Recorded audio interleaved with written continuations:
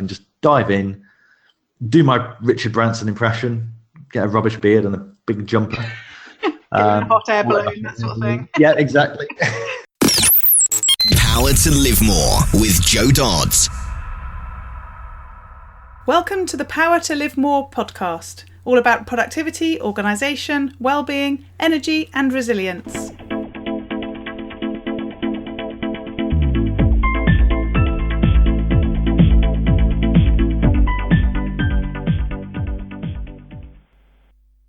I'm Jo Dodds, and I started this show to enable interesting people to share their stories about how they use their power to live more, and by that I mean to do the stuff that they want to do more than the stuff that they need to or should do. It's about creating a life for yourself where you have the energy, health and space to be happy and fulfilled, spending your time as you'd like, whether that be at work, home or somewhere else entirely. That's your choice. Hello. My name is Ellie Dodds and I'm co-presenter, and today Joe is interviewing John Lamerton. Joe was approached to invite John onto the podcast by his PR assistant, and she was really pleased to connect with him. In fact, they were amazed to find they didn't know each other already, as they have business friends in common. Former civil servant John Lamerton has run more than 60 small businesses since 2000, making millions of pounds and thousands of mistakes along the way.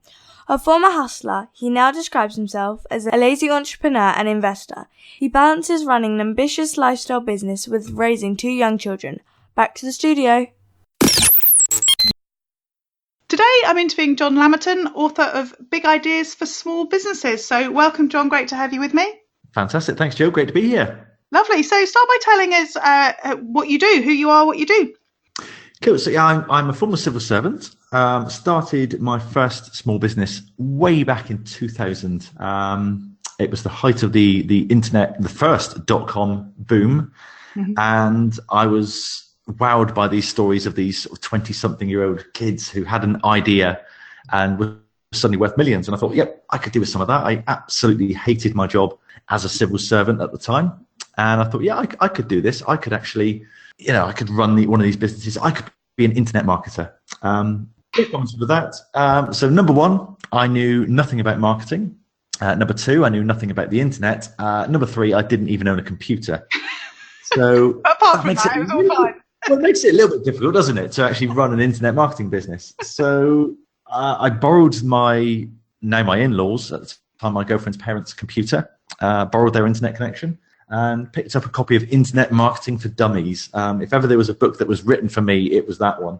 But I was quite aware that I knew nothing, and I then embarked on a very, very long period of self-discovery to basically teach myself how to get traffic, how to monetize that traffic, how to build websites, how to actually build an audience, and eventually, about 18 months later, managed to leave the day job.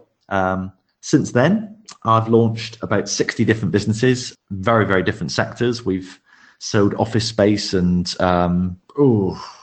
private villa rentals, destination guides for the Algarve in Florida. We've sold mobile phone insurance, pretty much you name it, and we've done it online over the last kind of 17 years. A true online marketer, I would say, by the sound of it. Well, exactly. I think a lot of that stems from back in the day. I keep saying back in the day, but sort of the early 2000s, 2002, 2003, it was very, very easy to actually make money online because I could have an idea on the Monday, knock literally a one-page crappy looking website together on the Tuesday and be number one on Google by the Wednesday. Yeah. Hence, we went into very different sectors. I'd have an idea, I'd spot an available domain name, I'd knock a website up. Oh, there we go. We've now got a 100,000 page website, which is getting millions of visitors a year, all in the dating niche. And it's like, okay, we just do that. And then we do something floristry. And then we do, I'd have a chance conversation with someone and they'd mention that there's a good market for private villa rentals in Kissimmee in Florida. Okay, right, there we go. That's another niche. And I just went off down these paths, creating all these micro businesses. It's not so easy now. So we've settled into about 3 different businesses at the moment. So at the moment I run a sports betting business, a property investment business, and a outsourced telesales business. So I've really concentrated on those 3 now. And about about 18 months ago now, we got the main business, which is the sports betting business, up to the point where it was running itself. So myself and my fellow director, we always had this plan. We would just become shareholders of this business, not involved with the day-to-day running at all. And we got to the point about 18 months ago where that actually happened. And we didn't realize it until literally I went on holiday, he went on holiday, and we had this little handover meeting to see what had hit the fan over the previous 2 weeks. And turned out nothing had hit the fan, because all the systems and all the processes and everything we'd set up worked brilliantly. And we've achieved it. We've got our baby working without us. And we had this kind of 2 or 3 weeks of euphoria, followed by the grieving process of like when your eldest child leaves for university and you think, oh, that's great, they're going to university. Oh, they don't need me anymore. Oh no. Yeah. Oh no, they're becoming an adult. Oh no, that era is over. And it just, a little bit of mourning there. So I was chatting to one of my mentors just after that, and he said, well, why don't you write a book? He said, you've got time on your hands now. You've got these fantastic stories. You've got all these lessons you've learned from running these 60 odd businesses. Why don't you write a book? Right. Said, always fancied writing a book. He said, well, do it. You've got time. He said, there's no other time than right now to do this. He said, because if you don't do it now, you're going to find something else to fill your time with. And sure enough, I have. So literally, I set aside the next 6 months and said, okay, I'm going to write this book. And that is what became Big Ideas for Small Businesses. We started working with a few other small businesses here in Plymouth as well, around my kitchen table, just to see if we could help them, really. I've always enjoyed helping other small business owners. And I think that stems from me, having worked in all these different sectors. One of the chapters in the book, I talk about not being Richard Branson, because everyone wants to be Richard Branson and they want to own an airline and a drinks company and a radio station and a bank and a mobile phone company and a mail order stuff. And it's like, you need to actually focus on one thing. And this enables me, though, by doing mentoring and by writing the book and actually putting together, helping other small businesses. It gives me the chance to be Richard Branson and delve into these businesses and think, what would I do if I was running this business? Oh, I know what I'd do. I'd move that part over there. I'd do a marketing campaign based around this. And then I can walk away at the end of the day. I'm not actually bogged down in the day-to-day running of any of these companies. And that, I think, is the key thing for me, is I can just dive in, do my Richard Branson impression, get a rubbish beard and a big jumper. A hot air balloon, that sort of thing. Yeah, exactly. Well, I suppose these days it's more intergalactic. He's finished with a hot air balloon there, isn't he? He's off to the moon next, isn't he? Exactly. So a lot of changes over the last 18 years, if we think about the corporate bit to begin with as well. Why do you do what you do, and has that changed over this time? I think, it's definitely changed over that time. My 3 drivers for why I do what I do are definitely family, fun, and growth. I am numbers driven. I do want to grow my business. I no longer want what I wanted. Say 10 years ago. 10 years ago, I was running a very, very big business. I had ambitions to be the next Richard Branson, to be the next Alan Sugar. I was building £100 million company. I was going to have, my own private yacht and my own helicopter and a skyscraper with my name on the side. Mm-hmm. That was the business I was building. And then all of a sudden, kids came along.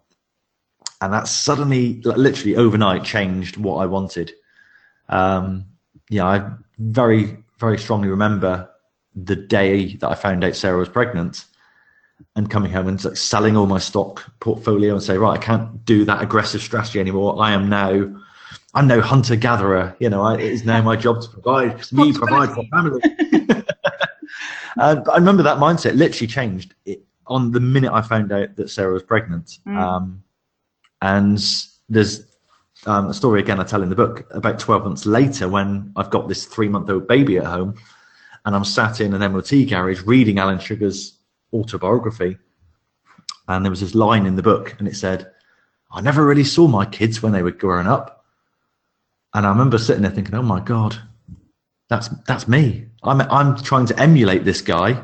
I'm trying to follow in his footsteps, and he wasn't around for his kids. What an arse. So I thought that's not what I want. And then I remembered Richard Branson's book, and I'd come home and I'm flicking through this, and all of a sudden I see again a very similar line in his book. I was never really there much for Holly and Sam when they were little. Oh my God. Yeah. And I just realized, yeah, of course they weren't. That's how they built these massive businesses. They devoted their lives to building these huge conglomerates. I'm poof. In that instant, I no longer wanted the skyscraper with my name on the side, the yacht and the helicopter. They all vanished. And all I wanted then was to be at every assembly, every sports day. Anytime they're ill, I want to be there for them. I mean, literally, as soon as we finish this podcast interview, I'm off. I'm doing the school run. I'm going to be there at the school gates, picking the two boys up. And that's all I really wanted out of my business. How old until are your the boys? company came along. They are 8 and 6. So just to tell you, ironically, as they get older, they will start moaning that you don't do all the things that you think you do for them. My daughter's 11, and she was having a moan the other day, and I was like, oh my goodness, if you knew what most parents don't do with their children because they go to work and they're not at home and all that sort of stuff. And like you, a big thing for me is Ellie, and that's why I started a business and gave up the corporate life in the first place. But does she appreciate it at the moment? I think deep down she does, but actually once the hormones have stopped kicking in, you might get some appreciation. Exactly. So so how do you prioritize what you do now based on what you've just said? It is about the children, it is about having a different sort of life to perhaps how you might have imagined it 10-15 years ago. How do you make that work? I think it all started for me about 9 months after Jack was born. So he started nursery in the July. He was born in the previous August. And so the plan was he would start nursery in the July, and then Sarah would go back to work part-time. She would work Monday, Tuesday, Wednesday. So I would take him to nursery on a Monday, Tuesday, Wednesday. She would look after him on a Thursday, Friday. So the plan was I would go from, I previously worked every hour normal. All of a sudden I now had 25 hours a week. I'd get up with Jack on a Monday morning. I'd spend the morning with him. He would then go to nursery. And I'd know, right, 1 o'clock in the afternoon, I've got to pick him up from nursery. So if I've only got 2 hours in which to get stuff done, I'm not going to get everything that I previously did in my typical 14-hour day done. No. So what I started doing was I started applying the old 80-20 principle, and I figured, well, okay, I've got 20% of the time roughly that I used to have, so I will just do the 20% of things that bring in 80% of the results. Ergo, I will then have 80% of the revenue. I can live on 80% of what I had before. That's absolutely fine. And what I very quickly discovered was actually I didn't get 80% of the results. I got about 150% of the results. Wow. And I thought, well, that's strange. So I'm working literally 20 to 25% of what I was working, and I'm earning more money. How on earth did that happen? And it was just that realization that, well, I stopped messing around. I stopped refreshing my stats. I stopped checking emails. I stopped browsing Facebook. And I started just doing marketing campaigns, or just writing a sales letter, or just doing something that I know is going to bring in sales, traffic, revenue. By only doing those 80-20 principles, and by saying, right, I'm only going to focus on the 20% of things that bring me in 80% of the results, and by not doing anything else, I actually had better results. So what I now do is I start off, I've never written a to-do list. I now write my could-do list. So I start with a blank sheet of paper, and I just brain dump everything that I could do in my business. I mean, literally, I do this once every 3 months. I've actually started it today because I run to normally a 90-day goal setting period. So my next 3-day go set, 3-day, that would be nice. 3-month go setting period are March, April and May. So I'm now planning for those 3 months. So I'm now sat here with a blank sheet of A4 and I'm just writing down everything that I could do in the next 3 months to move my business forward, to move the needle forward, to grow the revenues, to grow long-term, grow the value of my companies. But I'm writing these down knowing that actually I probably won't do 80% of them. I will just cherry pick them. But I'm brain dumping them. They're all written down. They're all documented, which means they're not swimming around my brain going, what was that idea I had once? Something to do with podcasting. I can't remember now. It's written down. It's there. What I then do once I've completed my brain dump is I decide, right, what am I going to do in the next 90 days? Give me 3 big things that I'm going to do in the next 90 days. So at the moment, I've got 2 of my 3. I've not finished my brain dump yet, but I know I've got to hire an MD for one of our businesses because we want to exit that business and we want to actually put a management team in place. And I've got a new product launch, which is happening in May. So I need to reverse engineer that. So those are 2 of my 3 things that I need to do. But those are 2 of so far about 25 things that I've written down. So 2 questions drop out of that for me. One of them is, how do you decide what those 3 are out of those 20 odd? So what is the 80-20 decision? How do you do that? To me, it comes very, very easily. I'll be honest with you, as I go through and I start brain dumping, they do leap out at me. Mm-hmm. I kind of know, which one's going to give me the biggest bang for my buck. Now, I've gone through this with some of our clients where they've done the brain dump, they've written down their could-do list, and then they think, great, what the hell do I do now? They're looking at this list and they cannot prioritize it. And what I've often advised them to do is, okay, look at each one and just attribute a 1, a 2, or a 3 to it. So if it's a 1, that's a big one. That is going to make a significant difference to your bottom line revenue in the next 3 months. It's going to bring sales in now. It's going to mean a seismic shift to your revenue. Number 2, that could make a big difference, or it will make a small difference. And number 3 is, yeah, that'd be nice.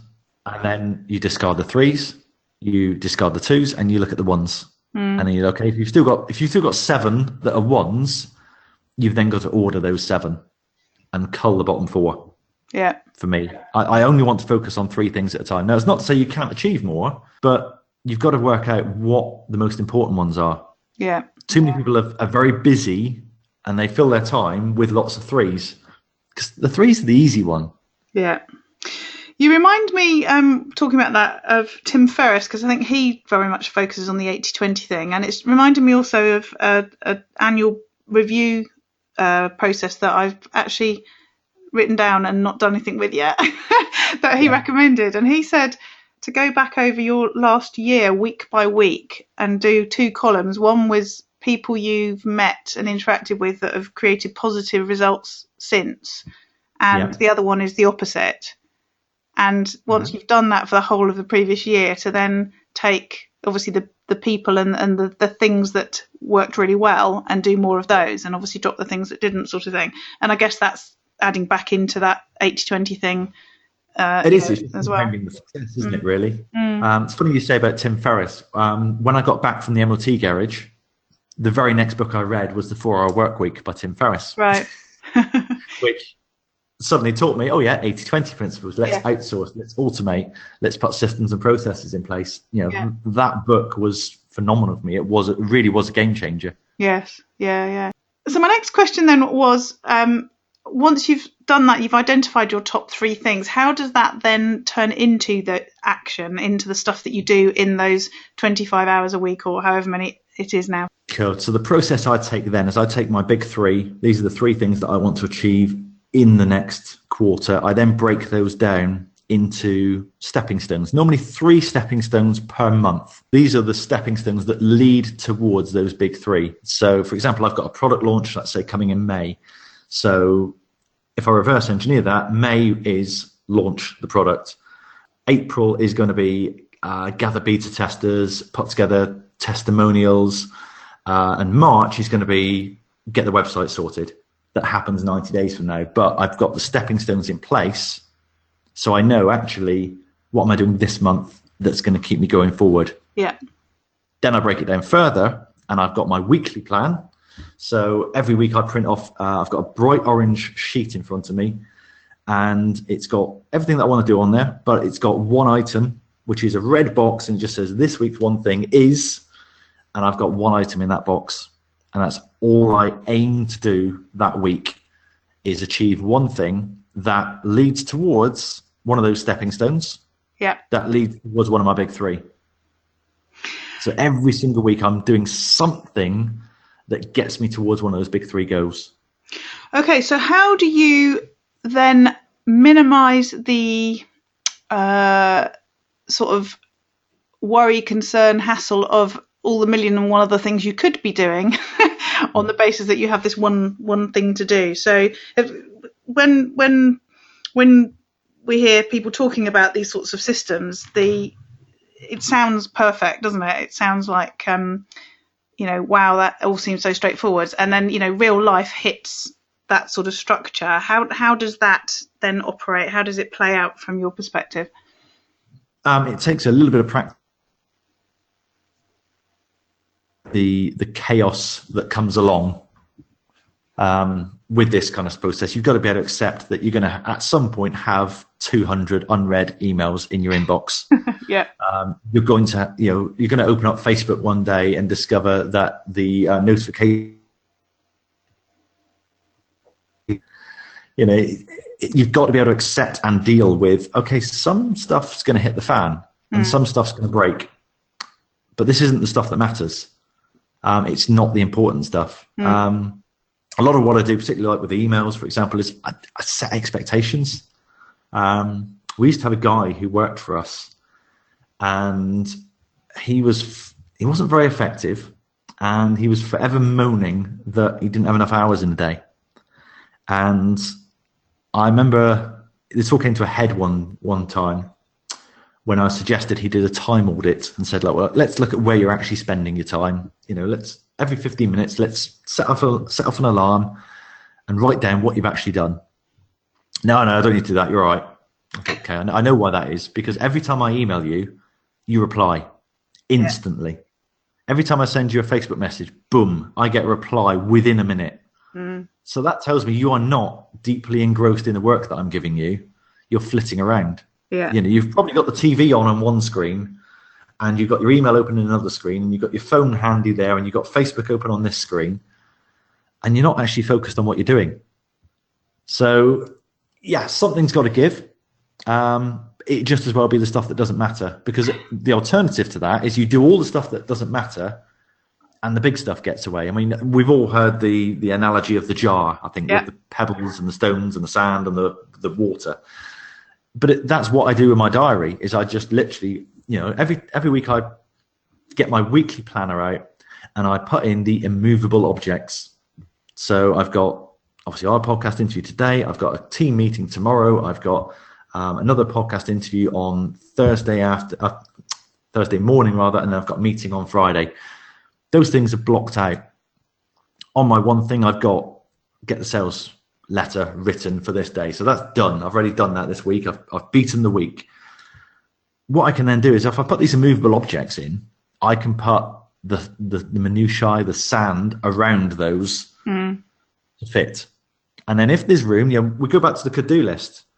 And if I've done what I need to do this week to move me towards my number one goal, and yet there's one of those number threes that, that'd be nice. That's a really quick one. Yeah, go on. I've got space on Wednesday afternoon. I can fit that in. I can still do stuff from my to-do list. Another thing I will do, and I've actually got it on my list for today, is I will schedule on my planner stuff, and I will just write down I'm having a stuff hour. That's one of my favorite words. And all I will do in that hour is I will go in my email inbox. I will check the Facebook notifications. I'll deal with the post that's come.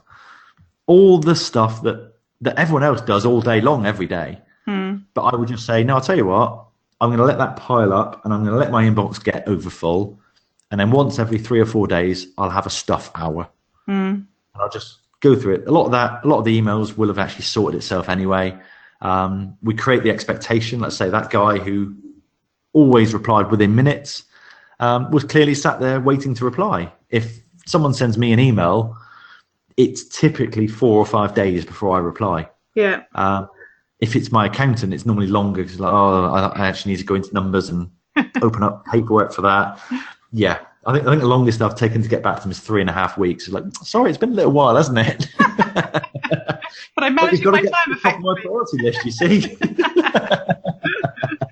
Oh, brilliant. Lovely. Yeah, so I guess it always comes back to that discipline and that having a plan and then sticking to it, isn't it? Absolutely, yeah. Yeah, absolutely. And that intention.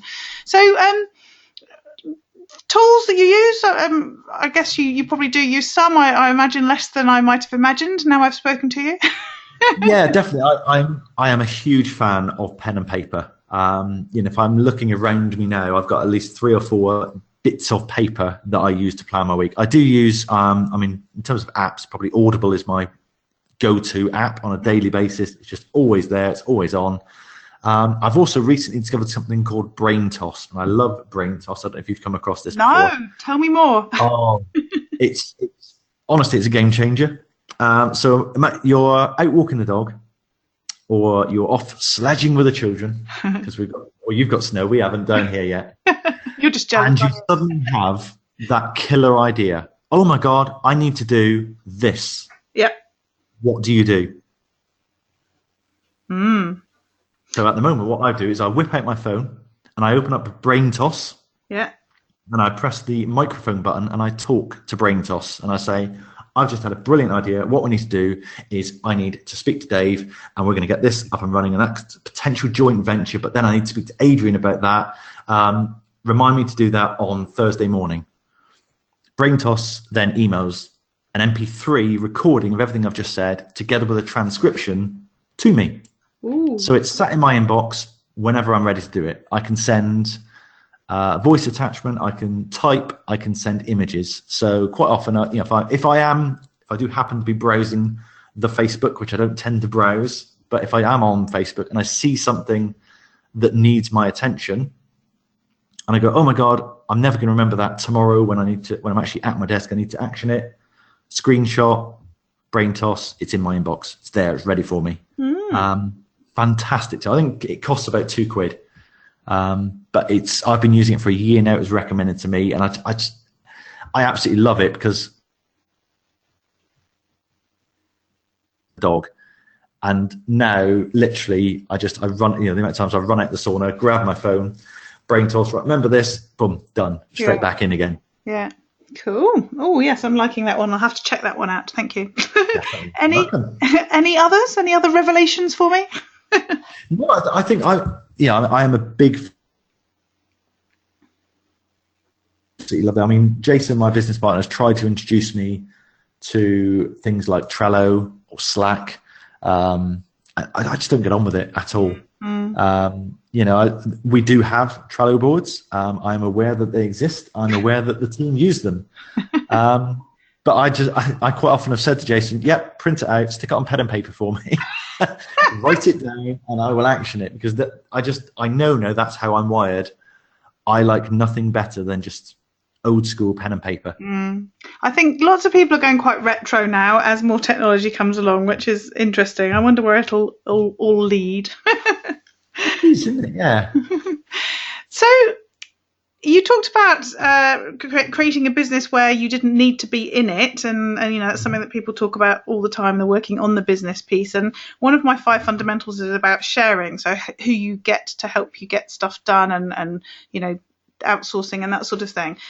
What sort of tips have you got for that? You've clearly cracked it, or cracked it more than the average person. So tell us a bit more about what you think is important there, and what people should be thinking about. Definitely. I mean, I people always say, look, you get lots done, and it's like, well, I do, but I don't actually do much of it myself. Yeah. I organise it. I'm quite strategic. I'm always like, I'm playing chess, and I'm moving these pieces around the board, but I've also got systems and strategies that automatically move pieces around the board. One of the biggest things, certainly we see with our own clients, is they really struggle to let go of doing things themselves. And I remember doing this when I was, first starting out. Jason, my business partner, was actually my first hire. He joined nearly 15 years ago now. And that was just literally, I was at capacity. I could not work any more hours. So I needed somebody just to lighten the load. And I think having Jason was that realization that, if I'm one person, I've got a job. If I'm 2, 3, 4 people, I can just add more people and I can scale up and, expand. So the first thing I would say is, look, work out what your hourly rate is. That could be the hourly rate that you charge to your clients now. It could be the hourly rate that you're earning if you divide the number of hours you work by the amount of money you're actually earning, or it could be the amount of money you actually want to earn in an hour, you want to charge per hour. And then let go of absolutely everything that can be outsourced or given to somebody else or automated for less than that.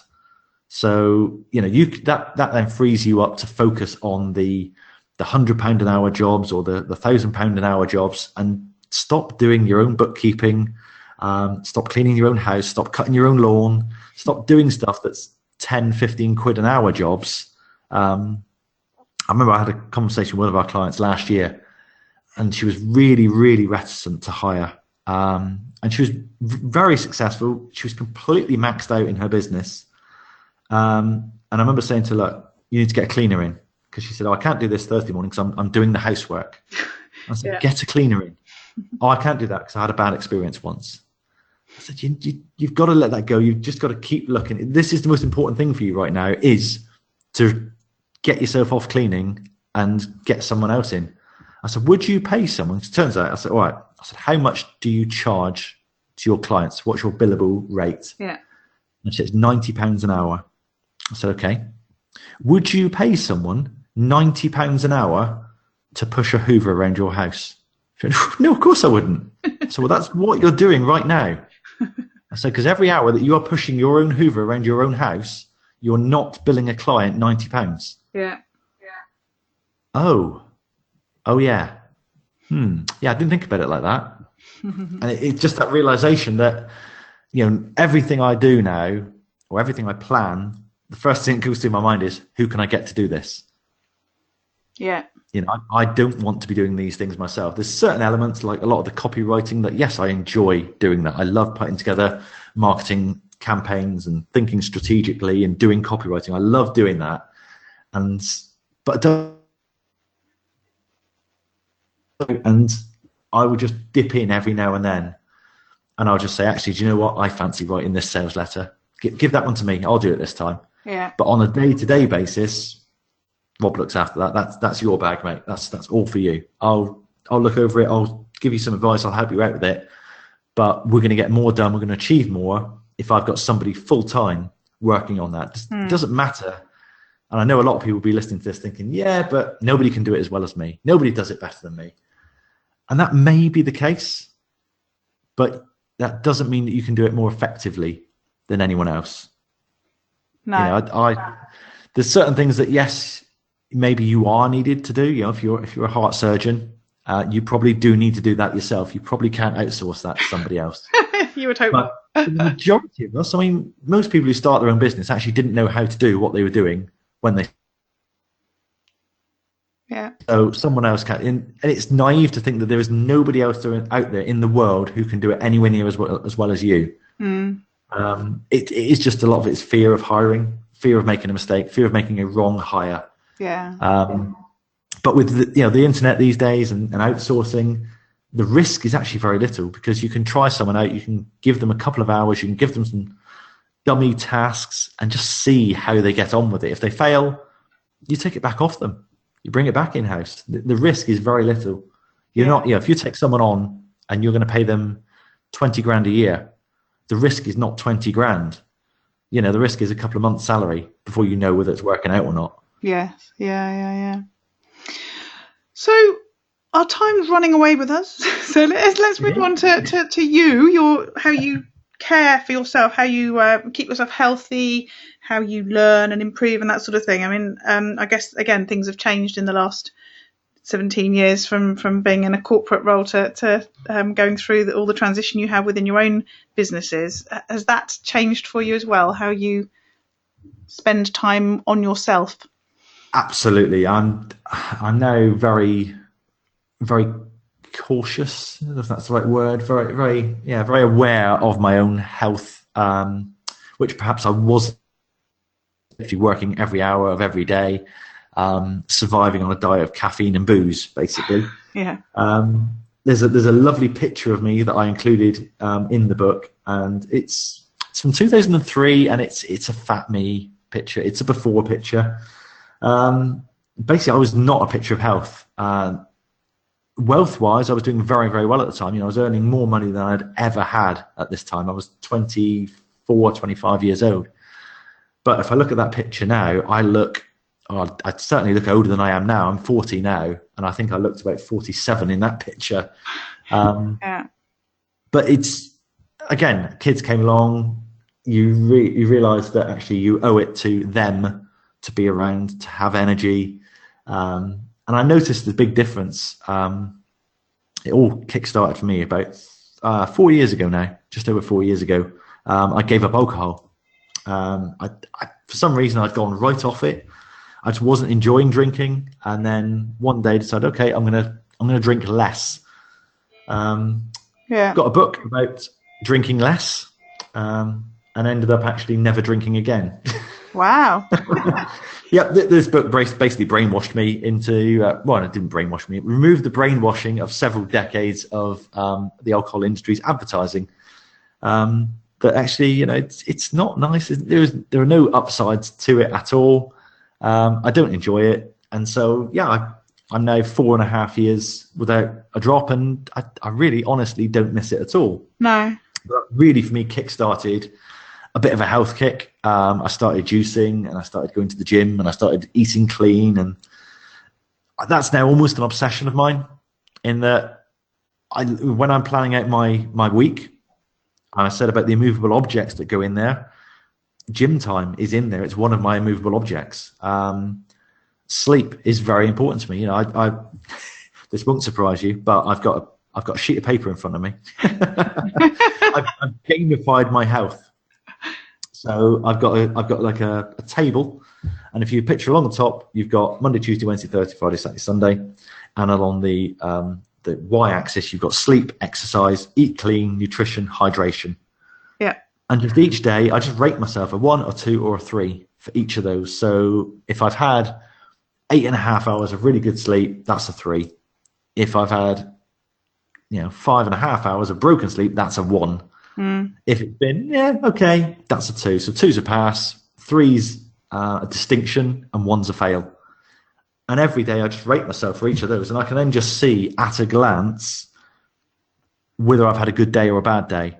Whether, last week I really missed out on my sleep last week, or Christ, I really didn't eat well last week. Yeah. And it just, when you're planning the next week and you think, actually, I didn't get much exercise last week. Right, let's schedule in another gym session for this week. You can just adjust what you're doing based on the results. And I just, for me, again, it's a sheet of paper. I know I'll respond to it. And I love the gamification of that, in that if I can get a 13 or a 14 out of 15 most days, that's a good day. There's always something I can do, even if I know, right, I'm going to be having a cheat day today and I'm going to be eating crap and I'm only going to get 6 hours sleep tonight and I'm not going to go to the gym. I at least know I can drink a shed load of water. Let's get hydration a 3. Let's make that a 3. You know, if nothing else, I can affect that. Yeah. And if nothing else, let's drink 4 litres of water and go to bed half an hour earlier. Boom. I've just given myself an extra 4 points that day. I love that. You've almost built in so that cheating is good for you. Yeah, it is. But for me, it's got to be. I mean, again, I've heard Tim Ferriss say this. He doesn't do moderation, and I can't do moderation. I'm either in or I'm out. Yeah. So the idea of having a square of chocolate per day does not sit well with me. It's a bar or nothing, is it? It is, yeah. It's all or nothing for me. It's got to, Saturday's a cheat day. The rest of the week is eating clean. Yeah. Yeah. You really are a Tim aficionado. He does the Saturday cheat days as well, doesn't he?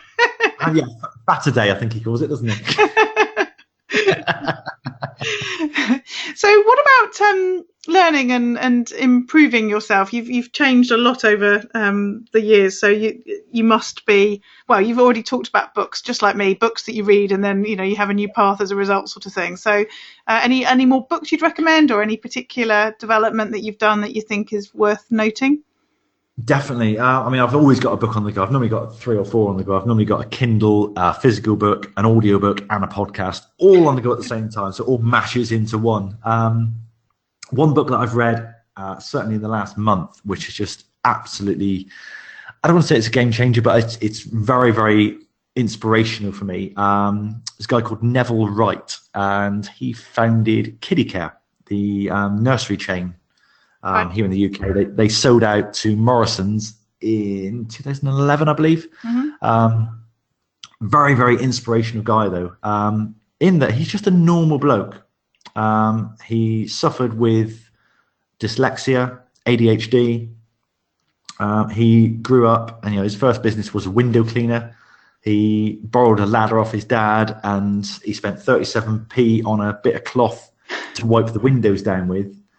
And it's just basically it's a story of about I listened to it on Audible, and it's about 16 hours of how he turned this 37p piece of cloth into £100 million cash. Wow. He managed to build up a £30 million property portfolio on the side whilst growing the £70 million empire. And it all started from a window cleaning round, and he was then a painter and decorator, and then he started buying some properties, and then they started doing up second-hand prams, and it just everything compounded. It just actually, he worked very, very hard, don't get me wrong, but he just did simple stuff really, really well and compounded all of his gains. Literally, he kept saying, at this point, I think he said, I listened just now, he said it was at the height of the 80s, and the average UK wage was £7,900. They were earning £60,000. They were earning 12 times roughly the national wage, but they weren't actually taking any of that. They were taking like 10% of their earnings and just leaving 90% back in the business to compound. And he just did that for 40 years. Right. Yeah. I think actually when you look at it like that, yes, he ended up with the mansion and the cars and the £100 million empire, but he's achieved all of that just by he had one shop. Yeah. He didn't set up a chain of businesses all around the world. He had one shop. Yeah. Which he sold for £70 million. Just because every time he earned some money, he reinvested that money into generating more money. And I found the guy very, very inspirational. I'm actually interviewing him for my podcast, hopefully on Thursday of this week. So we've got it in the diary, and I'm really, really looking forward to it because I've built him up in my head now as this hero. That's how he delivers, eh? I know they always say never meet your heroes, don't they? Well, do send a link so that when we publish your podcast, we can put a link in the show notes to that. That sounds really interesting. We'll do. Right, so we have 4 minutes to do what would have been the last 4 questions. So I'm not going to ask you about routines and rituals because you've talked a bit about that already. But I am going to ask you about what about if things don't go right on that day when it all goes wrong? What do you do? So I think I touched on it actually with the gamification just now. So if things aren't going right, what can I do well at? How can I limit the damage? So let's say if I know, okay, I'm not going to eat clean today. I'm not going to make it to the gym today. I'm snowed in. What am I going to do?